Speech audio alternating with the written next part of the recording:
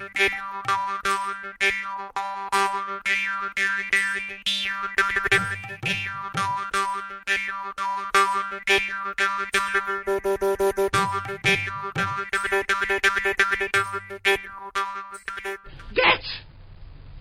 the comfy chair! Welcome to this episode of The Good, the Bad and the Odd with your hosts, Mark and Sam. Hi, Sam. Hello there. Right, so we're doing the comfy chair again. Because we keep missing the odd episodes, we're trying to at least keep up the comfy chairs at the beginning of the month. Though we have failed spectacularly sometimes. Yeah, our last one was like towards the end of May. yeah. So like anyway, this is we're early June, so we're doing the May one, as it were. Now. So comfy chair. I'll start if that's all right. Okay, so my one's odd, distinctly odd, and when I describe it, I can't tell you if it's good or bad because I really don't know. I know I enjoyed watching it, but it was so weird. It's called Dead or Alive, and it's a film by Beat Takeshi, right? The guy that he's made loads of like Japanese gangster film, but he was most famous for probably Audition. He made Audition, that horror film. Do you know the one? Yeah, I think so. Yeah, with the lady. I won't get into it. it. Okay, he was also in Battle Royale. He was the teacher in Battle Royale, but he's done loads of other stuff. It's really interesting filmmaking. But Dead or Alive, starts off like a gangster film, and it's really weird because it's got these Scorsese-esque kind of scenes that are really intense, but it kind of throws in ultra violence at the drop of a hat, and also weird sexual stuff as well. And I have to say, it's got one of the most disgusting scenes I've ever seen, ever. I'm not even going to describe it here, but I'll tell you next time I see you. But, man, it's like, I'm glad I wasn't eating while I was watching this film. Let's put it that way. But the thing is, there's all this gunplay and gangsters, but there's also these weird little scenes that are nothing to do with what's going on. Look, there's a 5-minute scene where they're talking about a kid, one of their kids, who's fussy with their food. They're just talking and talking about it. It's like, what's this got to do with anything? But a bit of a spoiler if you've never seen it, but I don't think many people are going to see it if they haven't already, right? It just goes mad at the end. The last act is basically a police guy and his family and a gangster guy, and they're kind of at odds and back and forth between them, and the gangsters are all killing each other as well. But it turns out it's a big gunfight between those two at the end. That's how it ends up. But yeah, just to explain what goes on there, and remember, it's been kind of a gritty action drama up to this point. One of them, they're kind of shooting each other. One of them gets out of his car and suddenly from nowhere gets out a bazooka. I mean, a really, really big bazooka, right? A massive bazooka, and starts aiming it. And the other guy reaches into his chest and pulls out a glowing white ball of something, right? Okay. And he throws this white ball at the other guy, who then fires his bazooka, and the bazooka hits the white ball, and then Japan explodes. All of Japan. All of Japan. You see the Japan from space turn into a big fireball, like a nuclear explosion, and all of Japan disappears. And then the film ends. Crash ending. Yeah. It is. Sure. And I quite like quite lots of it. There's bits where, for example, there's a massive gunfight in the middle of a dinner. And I could be wrong, I might have just missed this, but in the middle of a gunfight, a bloke appears dressed as a giant chicken and gets shot up. Okay. And so on. It's quite perplexing. I quite liked it, but it was mad as a box of frogs. And the thing is, it starts off as a fairly normal drama, but then every few, now and again, there's 3 or 4 minutes, a scene from out of nowhere just happens that doesn't seem to be part of the story. It's got the story characters in it, but it's like, what was that about? Like, 2 guys are talking, for example, and like there's rock hard top gangsters talking, and then a bloke turns up with crazy hair with a revolver and starts kind of jabbering and starts to play Russian roulette. Basically, aims a gun at his head, finds it. But then the tough guy gangster just takes it off him and clicks off too. Okay. and then the crazy guy ends up like it's all over, you think, and the crazy guy just grabs the gun and shoots himself in the head, and that's it. It's like not explained, not referenced, nothing to do with the story. It's like what? Yeah, that's the sort of thing that happens. So yeah, it's odd. It's distinctly odd, but I honestly couldn't tell you if it was good or bad. I just don't know because I don't understand what's going on.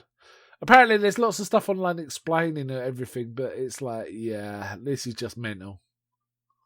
Yeah, Okay. Dead or Alive. Sounds Are you mental. tempted to watch it? A little, but yeah, it just sounds very I mean, confusing. but there's really obscene, like sexual stuff as well. Not graphic, but it's like so, you know, and yeah, it's so weird. Anyway, yeah, Dead or Alive. Over to you. Yeah, so my first one, first of 5, I've remembered another thing I'd watched. Sorry, so we discussed this before the podcast, but yeah, I've got 5 now. Okay. So my first of 5 is actually something I talked about last time. It's Legend of Zelda: Tears of the Kingdom, the new iteration of this long-running series. Yeah. I genuinely cannot recommend this game anymore. Any more than I do, rather. That sounded bad. I highly recommend this game. Like it's probably, I reckon it's probably my game of the year. Yeah. Okay. I only ever heard good things about it. In fact, I was today. Funny enough, I watched Yahtzee. You know, Crowshot. Yeah. Yahtzee's reviews. Zero punctuation. Yeah. Zero punctuation. He usually finds something terrible to say about any game you can think of. Right. That's his thing. And not deliberately. He occasionally really like games. And Legend of Zelda, he said, yeah, I haven't got anything I can say about this. And he kind of, you know, he switched some baits a few times to sort of suggest, oh yeah, he's going to do it now, he's going to do it. And it's like, but no, he really liked it too. So yeah, it's amazing. It's got such a good story too. There's genuinely a bit where I had to, it got me so bad, I had to just sort of sit, like, put the game down and just sit away for like an hour. Just relax. Oh, just wow. like, quite effective, sort of right?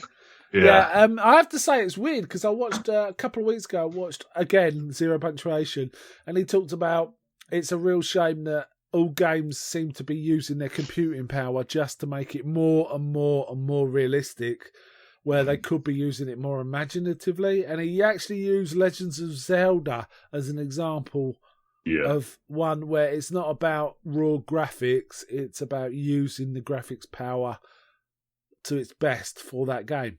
Yeah. Is that true? Would you? I don't know what he's talking that's about. absolutely true because there's a lot of like goofy video gamey stuff that only really makes sense if you play video games a lot. So like you shoot a pig, it like explodes in a puff of smoke and leaves a pork chop behind. That sort of thing. Okay, yeah. But on the flip side, the entire game world is real time. You can track the motions of merchants walking between the towns. Right, like, so it's all like happening in the world. You kill an enemy, it stays dead until an event called the Blood Moon happens, and the game tracks it all over.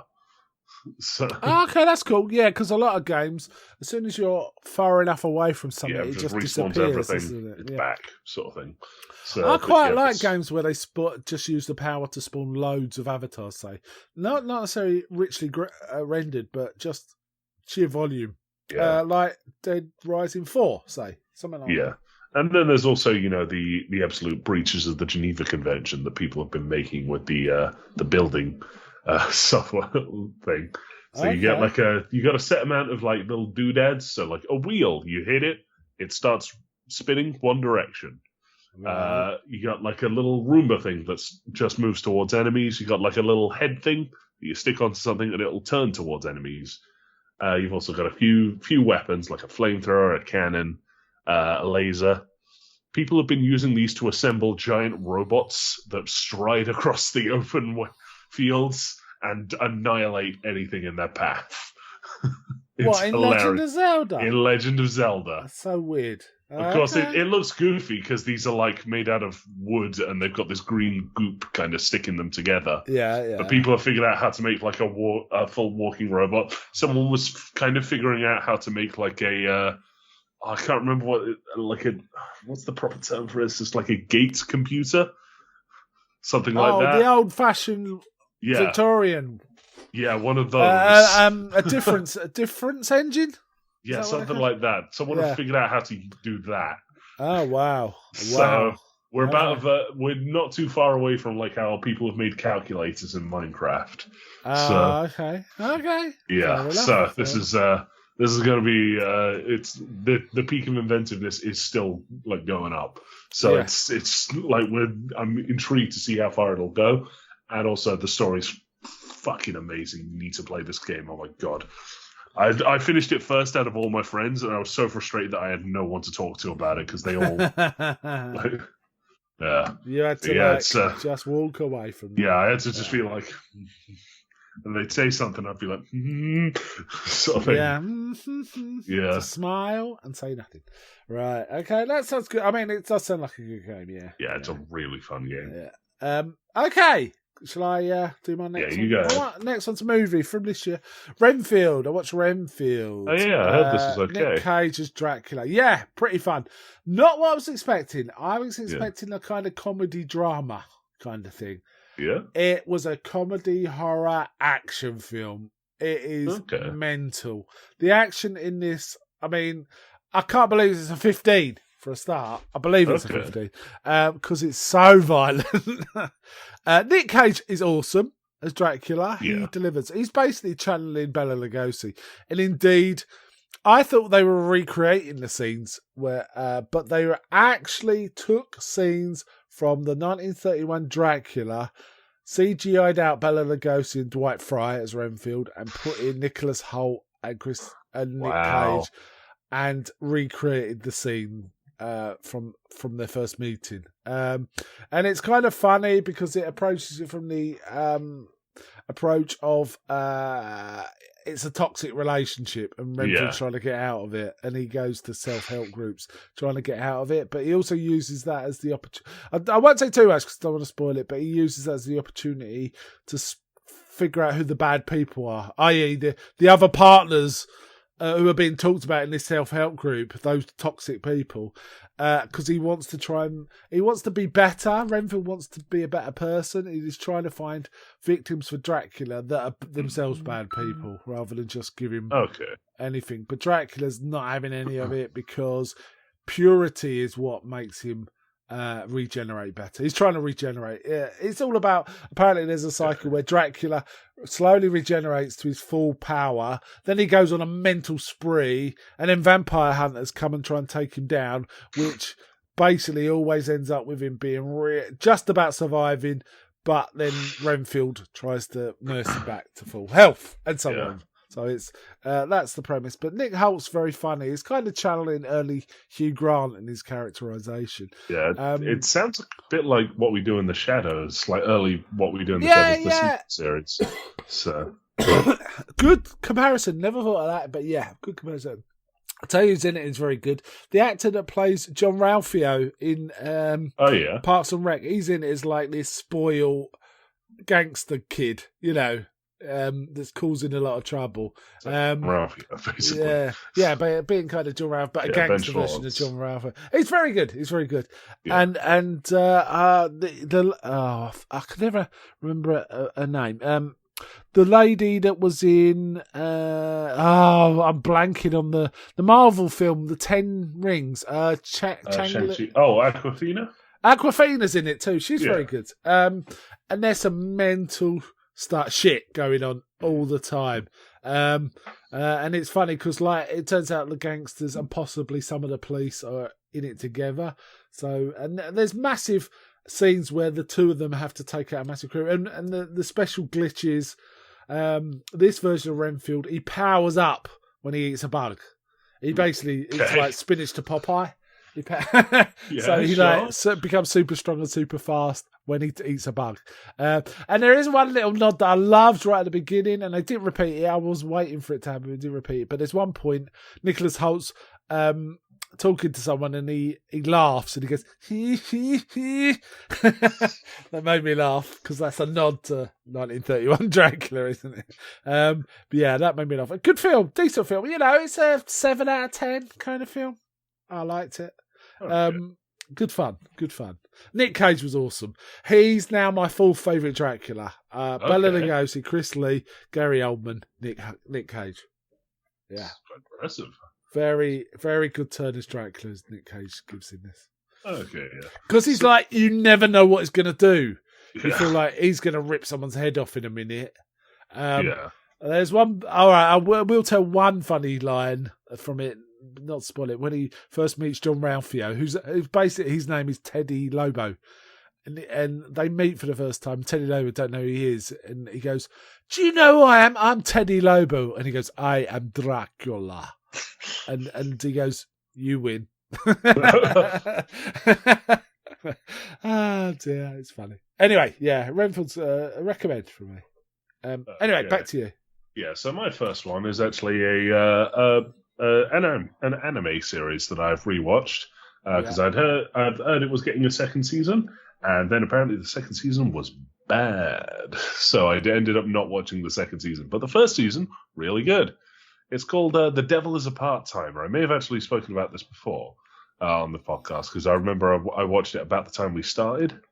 Now, the premise is, so there's a lot of anime out there that's, the premise is like your average Joe from our world gets sucked into another world and they have like some sort of grand adventure, or they just have some stupid comedy series. This one is an inverse of that. So the devil, his name is Sado Mao, which basically, if it was an English translation, would be Lucifer Satan. And no one seems to pick up on that, gets transported by like a last-ditch escape spell to the real world where he doesn't have any magic and he doesn't have any of his like status. So okay, so he's just a regular guy. And then it jump cuts a couple of months ahead where he is a worker at, it has like a stupid fake, McRonald's.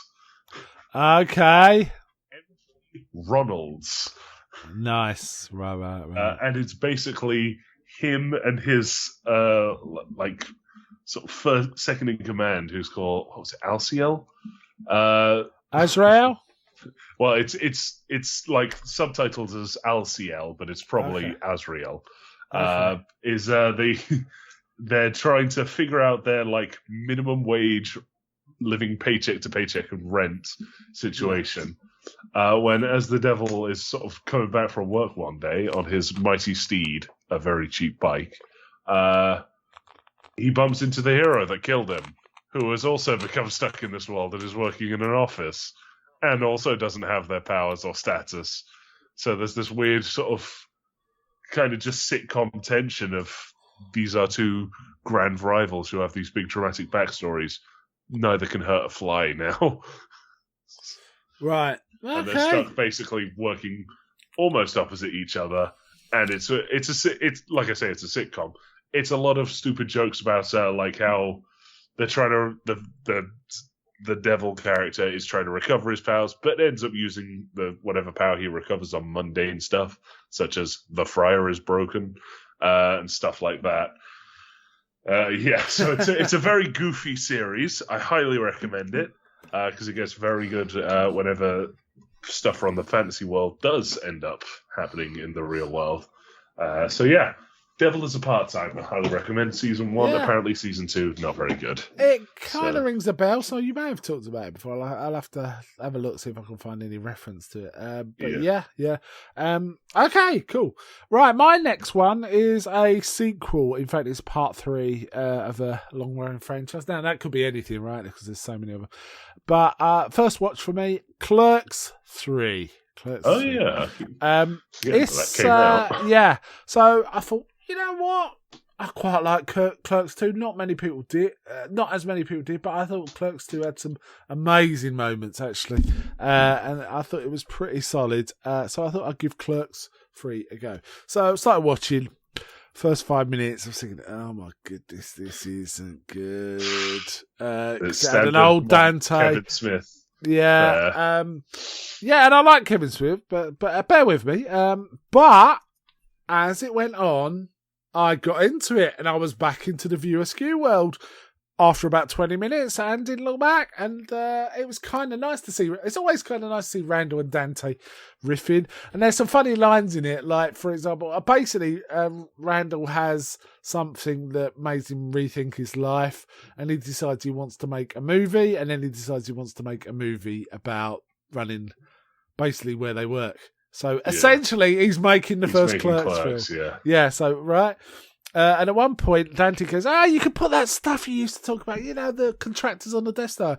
And he says, what? They've Disney sued the shit out of me? I'm not putting that in. Which made me laugh a lot. That did make me laugh. And there was like loads of that. Jay Silent Bob were in it as a character, and I've forgotten his name, who was in Clerks 2, who was like this Christian guy. Oh, let me just look it up. He's back in it. Hold on, I'm just looking up that guy's name. But yeah, I mean, Kevin Smith looks the most different because he's lost so much weight. He looks really different. But Elias is the character I'm thinking of. But actually, you know what? It just felt like I was watching people going through the motions for the first 10 minutes. And the jokes didn't feel like they were going to land. But you know what? This had quite a good, satisfying, emotional ending to the trilogy. I quite liked it. So, I mean, it's nothing great, but I liked it, I thought it was pretty decent. And they even get Ben Affleck to come back, who as one of the people auditioning to be in their movie. Doing all this intense method acting stuff, and they're like, stuff like that. Because he always likes getting Ben Affleck involved, doesn't he? It just makes me laugh. And I'm sure there were some other cameos from people that have been in previous films as well, and I just wasn't sure exactly who they were. But yeah, there are some actors in this who were in the first Clerks and not in the second one as well. Okay. So that's kind of interesting. But yeah, I thought it was all right. It was on my cable channel, so no big deal. I just thought, okay, go on, I'll give Clerks 3 a go, and I quite enjoyed it. I'll give it like a 3 out of 5 kind of thing. Okay. So, but Randall is a comedy, He's just super funny. And it is funny. The reason they haven't done it before is Jeff Anderson, who plays Randall, just doesn't want to do it. And Kevin Smith's always trying to persuade him to do it, but he cracked in the end. Yeah. So that's kind of funny too. Yeah. Okay. That sounds neat. Yeah. So, is that everything for that one? Yeah. Clerks 3. Yeah. Okay. Yeah. So my next thing is actually a convention I went to. I went to the MCM Comic Con. So that was really fun. Lots of really creative costumes. I still haven't sent you the picture. Pictures. I just realised. So yeah, it's really fun. You showed me some though. You showed me some on your phone. Yeah, I showed you a few on my camera, but I'll send those over to you shortly. Okay. But yeah, it's a really big show. Lots of really good. I kept wandering around the artist alley, which is like where the sort of indie like art teams go. So you can get like posters, pins, stickers, that sort of thing.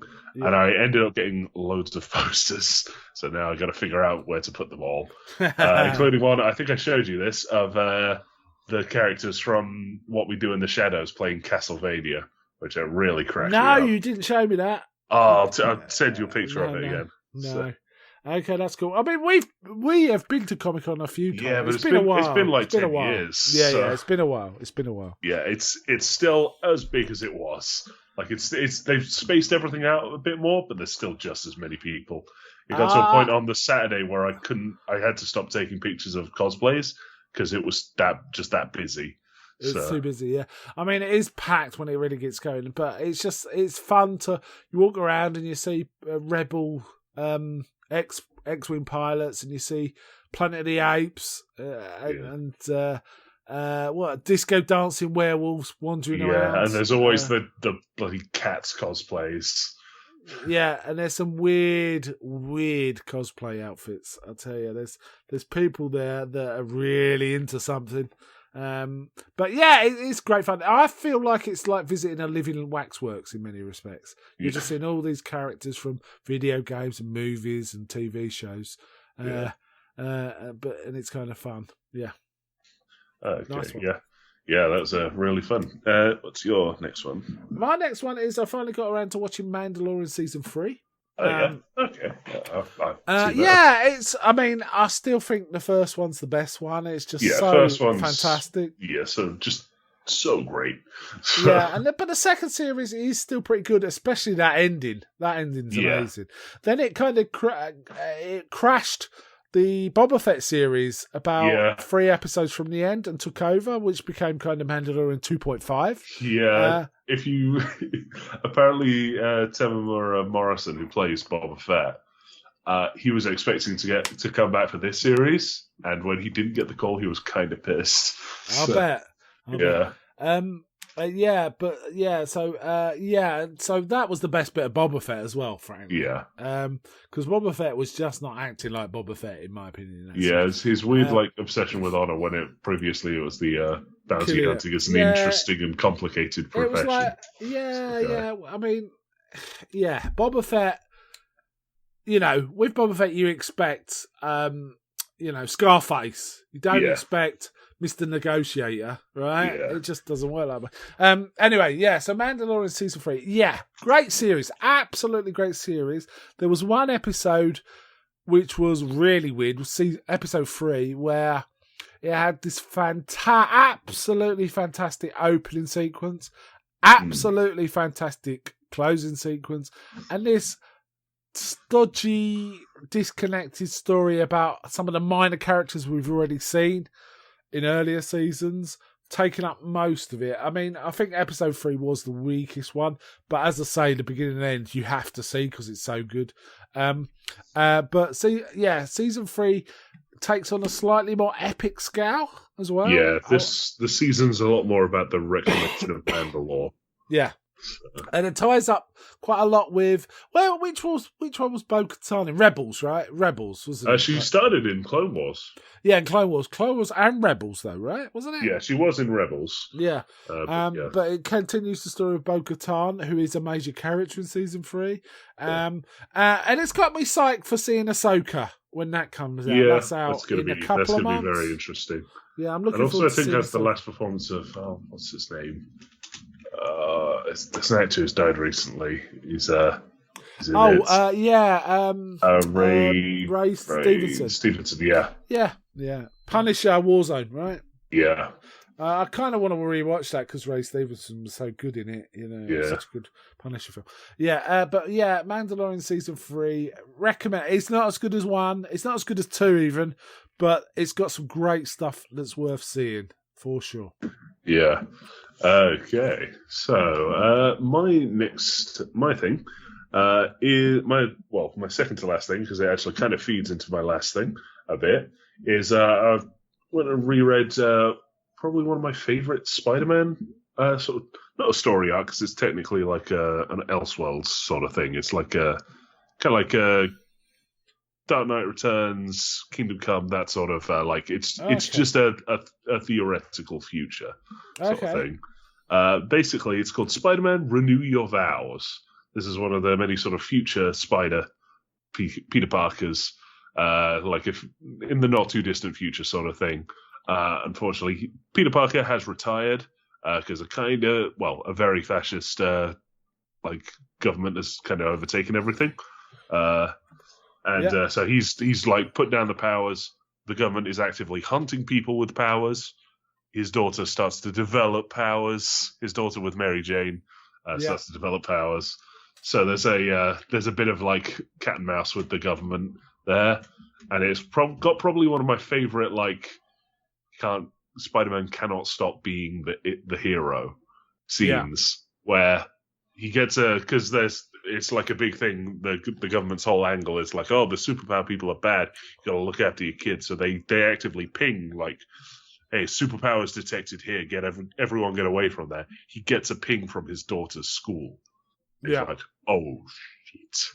Gets there.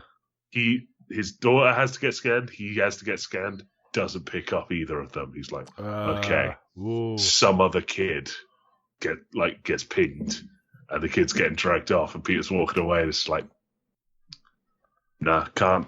And he goes back, takes a full spider suit, starts kicking ass. Yeah, and that sounds it cool. just becomes a a sort of roll on from there. Eventually, it comes around to because the fascist government was kidnapping, taking people with superpowers so that it could basically steal them and distribute them among its enforcers. So you'd get people with this doesn't happen, but for example, Sandman's power, they might have a diminished version of Sandman's power, or some minor Captain America buff sort of thing. It sounds a bit like some of the story arcs in Agents of S.H.I.E.L.D. Yeah, a little. Yeah, but what this eventually leads to is because Peter has his own powers, their daughter Anne has her own powers. Right. Mary Jane ends up end up sort of fitting this power stealing thing so that she can kind of split powers with Peter. So she also becomes a superhero. Yeah. So it's not like this is just a solution, we're never really going to address it sort of thing. It does become a point of contention where she's concerned about using his powers because it diminishes his ability to help people. Yeah, and also risks him getting very much hurt because Peter's very strong. I don't know if you've read any what's called the Superior Spider-Man. There's the whole story arc is about Doc Ock taking over Peter's body, and he throws one punch and it accidentally takes Scorpion's jaw off. It's whoa! How is Peter Parker this strong, and how has he not been hurting us so much more? So, right, yeah. So, she's very worried, and it leads to a whole lot of stuff. But yeah, Spider-Man: Renew Your Vows, highly recommend it. One of my favorite Spider-Man stories. Oh, that sounds really cool. Yeah, that sounds good. And I am trying to read more of those. Okay, yeah.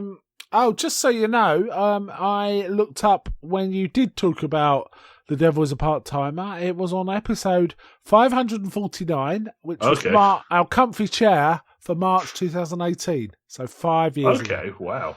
So that gives you an idea. So. And weirdly, on the same episode, I talked about Captain Kronos Vampire Hunter, both the movie and the comic. And I've just reread the comic and was going to talk about it. That's really weird. Wow. It must be 5 years is the cut-off, so you start rewatching. It is weird. Sometimes I go in Letterboxd and I watch a film that I know I've watched before, or I can't even remember, and I go on. And for some reason, it always comes up with, you watched this in 2017. Every film is like, you watch this. It's like, what? 5 or 6 years must be some sort of cycle or something. I don't know. Anyway, yeah, weird. Okay, my last one. Sorry, have you finished that, right? Yeah, I finished with that one. I've got one more, but yeah. So my last one is Star Wars Visions Season 2. I've already watched this. I quite liked a couple of the ones in Season 1. Watched Season 2. It is much the same. There was a couple I particularly liked. But some, I think they were all good. None of them, there was no real duds. There was a couple I particularly liked. The Aardman one made me laugh, and there was one before the Aardman one. I still haven't watched it yet. I need to watch this. Yeah, that one's as I Am Your Mother is that one, is the Aardman one. Okay. But there was one the one before the Aardman one, and I can't remember what it's called, but it's another kind of claymation-y, or one of those kind of animation styles. Studio Leica. Yeah. Unfortunately, I think what happened was they just gave them free rein. For some reason, a lot of the stories, they're different versions done in a different way, and the characters are different. There was a through line of it. Many of them had the same basic story. And I won't say what that basic story is, but you'll pick it up after a couple. You'll see what I'm talking about. Yeah. So it felt almost like you were just watching variants of the same thing over and over, which is a bit unfortunate. It's a bit unfair on those, creatives that made this, because there's a lot of creative juice gone into this, and it looks good. But, the repetitiveness can be not a turn off, but it's a bit, I know what's going to happen here. yeah, this is going to turn out like this. And, it's kind of like that. But overall, I quite liked it. It's a decent series. I kind of give it 3 out of 5. I don't really want to spoil it in any way, so I don't want to talk about it much more. But it was interesting. It followed on pretty much. It was a little more expansive than in terms of different styles and so on than the first season, which is quite nice. But yeah, Okay. pretty solid. The one I've liked of that ilk recently, and I can't remember what it's called, but there was one. I'll look it up while we're talking. There was one where it was basically 6 stories from the Star Wars, but 3 of them were really about Ahsoka, and 3 of them were about Dooku. Okay. Oh, Tales of the Jedi. That's it. That series was Still very need to watch that solid. too. Yeah, that was very, very solid. That was, I like that one quite a lot more because they are with Visions. It's often about characters you know nothing about. They're good or bad, but that's about it. Whereas when it's about characters you actually know, it's a bit more interesting, isn't it? Or it's more easily you engage much more easily. Let's put it that way. So that's it for me. Star Wars Visions Season 2. Yeah, so my final thing, Spider-Man Across the Spider-Verse. Oh, the movie! Yeah, the new Spider-Verse movie. My God, this film is amazing. There's so many spider people, first of all. I'm not going to spoil anything, but I will name a few of them that show up in the trailers. So we got some of the usuals from before. We got Miles Morales and Gwen Stacy, as well as Peter B. Parker, the sort of like depressed one from the original Spider-Verse film, who's now like he's doing better for himself. I'll say that. Okay. Introduced in this, we got Spider-Man India, Pravita Pravka, who's from Mumbattan. Okay. And then we've also got Spider-Punk, voiced by Daniel Kaluuya, who, if you're big on your Jordan Peele films, he's in a lot of those. Yeah. And we've also got Oscar Isaac as Spider-Man 2099. Okay. And then also Andy Samberg as the Scarlet Spider, which kind of cracked me up.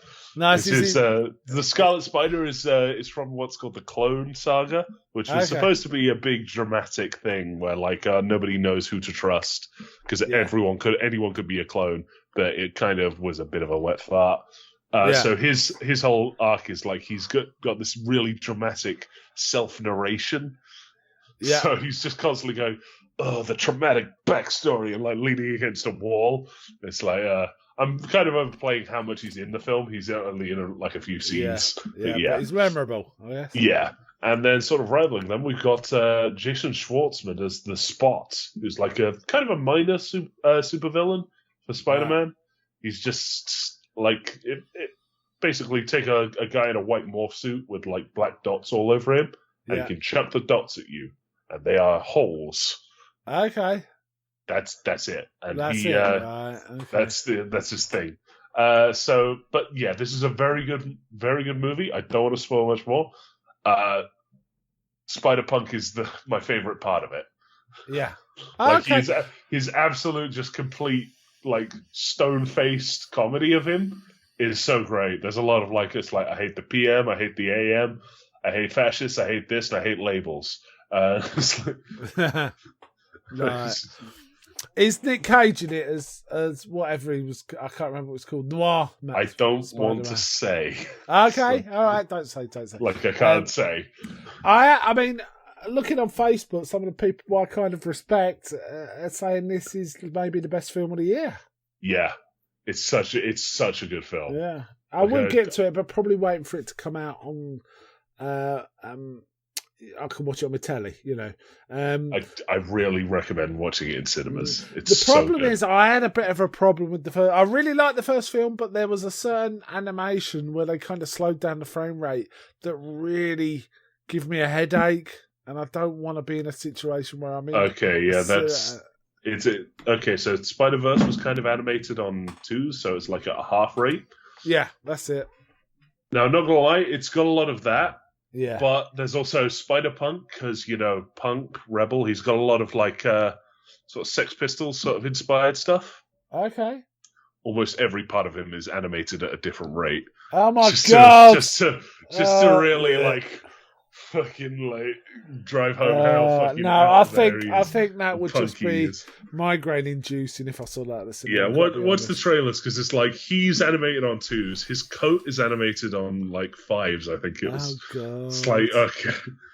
And his guitar, which he uses as a blunt force weapon, is animated on regular speed. So no, it's not a tendency in cinema that I like. I've got to be honest. I just can't watch it, unfortunately. That is just animation, though. I think what you're talking about is about the depth of focus. I don't know what the problem was, whatever it was. I really like the film, and I've got it on Blu-ray. I haven't rewatched it, so I haven't actually tried it watching it at home. But in the cinema, I was getting a very strong headache whenever it swapped to that style. Because it did swap in and out, didn't it? It wasn't like constant. It was all on 2s. No, there was definitely bits that affected me way more than other bits. Usually the home life stuff, I think it was. Okay. Something about that. I don't know. Anyway, yeah. So that's why I haven't been to see it. Yeah. But I've heard it's very good. Yeah. Highly recommend it. Every single universe has a different art style. I love it. Well, I don't mind that because that was in like Everything Everywhere All at Once, wasn't it? No, that was mere flashes. Like wildly different color palette. So and art style. So for example, Gwen's universe is this weird pastel sort of water draw effect. It looks kind of like a watercolor painting. So that don't bother me. That sort of thing doesn't bother me at all. It's something to do with the frame rates. I don't know what it is. Yeah. I don't know. Anyway, cool. I recommend watching a few trailers of it just to see how you feel. Because again, highly recommend watching it in cinemas. Right, cool. All right then. All right, so that winds up this comfy chair for May. So I'm hoping we can actually get 4 out or 3 out before the next comfy chair. So we're kind of getting back into the swing of things. All right then, let's wind it up there. So bye from me. Bye.